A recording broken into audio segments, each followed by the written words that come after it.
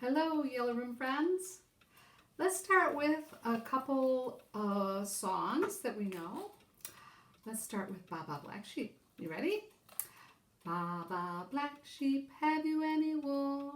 Yes, sir, 3 bags full. 1 for my master, 1 for my dame, 1 for the little boy who lives down the lane. Baa Baa Black Sheep, have you any wool? Yes, sir, 3 bags full. All right. And how about we do Mary Had a Little Lamb? Mary had a little lamb, little lamb, little lamb. Mary had a little lamb whose fleece was white as snow. It followed her to school one day, school one day, school one day. It followed her to school one day, which was against the rules. It made the children laugh and play, laugh and play, laugh and play. It made the children laugh and play to see a lamb in school. All right, I have another adventure with Mr. Potter and Tabby. They take the train.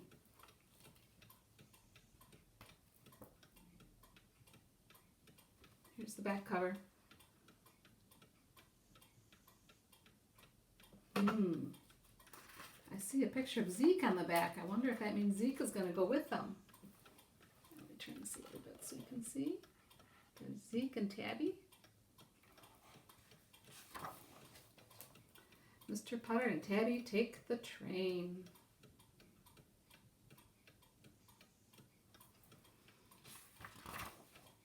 Three chapters, an idea, another idea, and taking the train. And here it is. Tabby's coming down the stairs.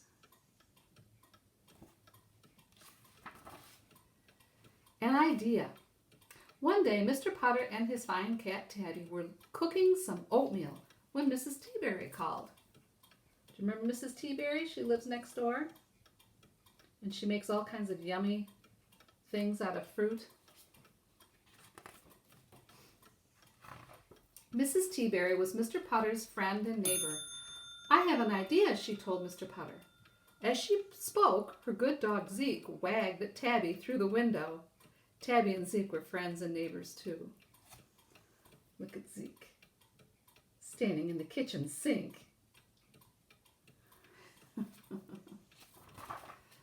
Mr. Potter was not sure he wanted to hear Mrs. Teaberry's idea. Sometimes her ideas were odd and involved running fast or wearing feathers.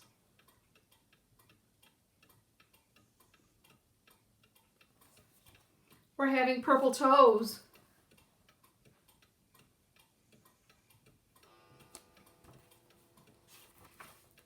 But Mr. Potter always had good manners, so he asked, "What is your idea, Mrs. Teaberry?"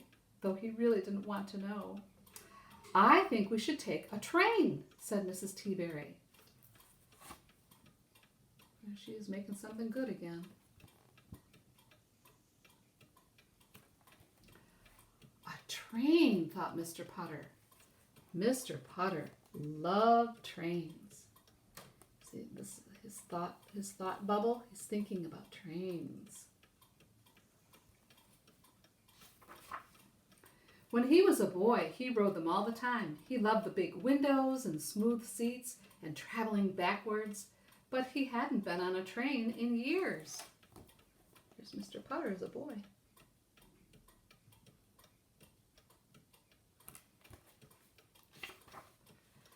"I haven't been on a train in years," he told Mrs. Teaberry. "Exactly," said Mrs. Teaberry. "Let's go tomorrow. We'll go north for 2 hours, then turn around and come back." Mr. Potter looked at Tabby, who was still waiting for her oatmeal. "Can we bring Tabby and Zeke?" Mr. Potter asked Mrs. Teaberry.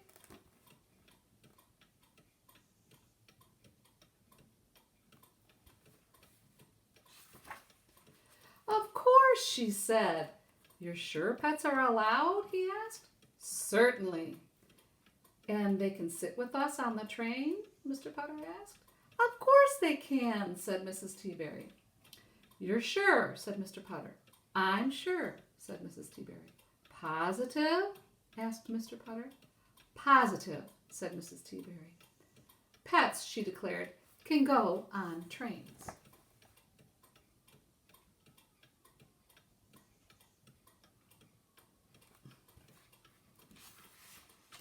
Chapter 2, Another Idea. I'm sorry, said the ticket woman the next day. Pets can't go on trains. What? Said Mrs. Teaberry.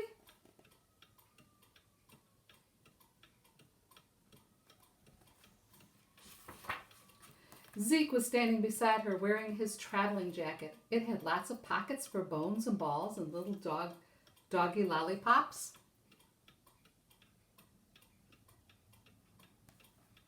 Mr. Putter and Tabby stood beside Zeke. They didn't have traveling jackets, just a nice blue blanket for naps.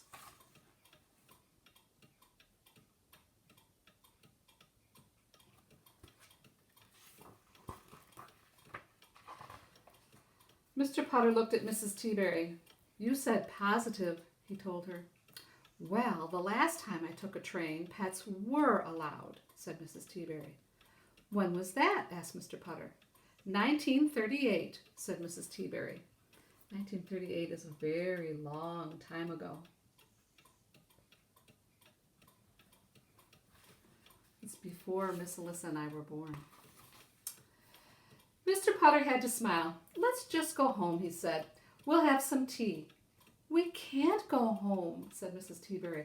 I've brought cards and games and binoculars and banana crunchies, and Zeke's jacket is all filled up. Did you say banana crunchies? Asked Mr. Putter. Mrs. Teaberry nodded. The kind we have on the 4th of July? Asked Mr. Putter. Mrs. Teaberry nodded again. These are all the things that she brought.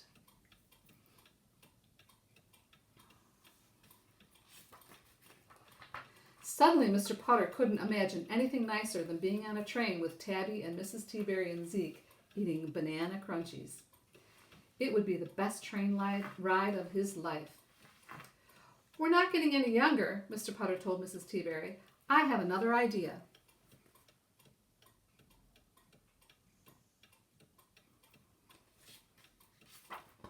Chapter 3, Taking the Train. Mr. Putter and Mrs. Teaberry went home. There they are in Mr. Putter's very cool purple car. 1 hour later, they went back to the station and bought their tickets.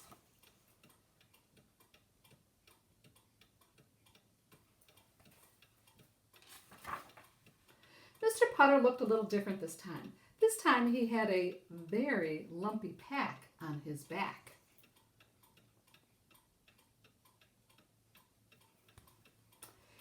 It was full of little holes, and sometimes tiny doggy lollipops fell out. Mr. Putter just stuck the lollipops back in and patted the pack on its head. What do you think's in the pack? Do you see a tongue?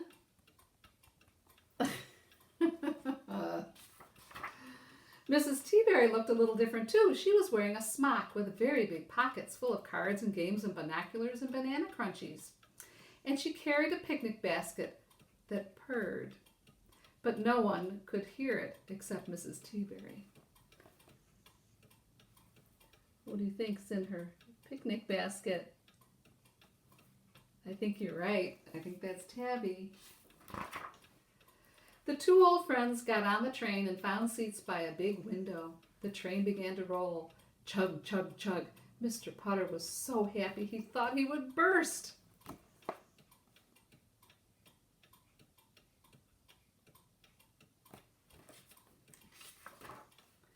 And for the next 4 hours, he and Mrs. Teaberry had the train ride of their lives.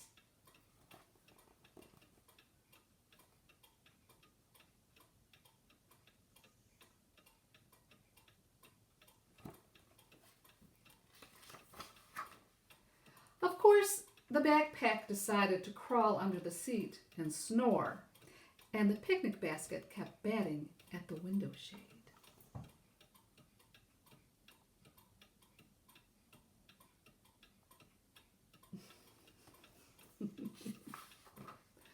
But Mr. Putter and Mrs. Teaberry just patted them fondly and fed them banana crunchies the whole way.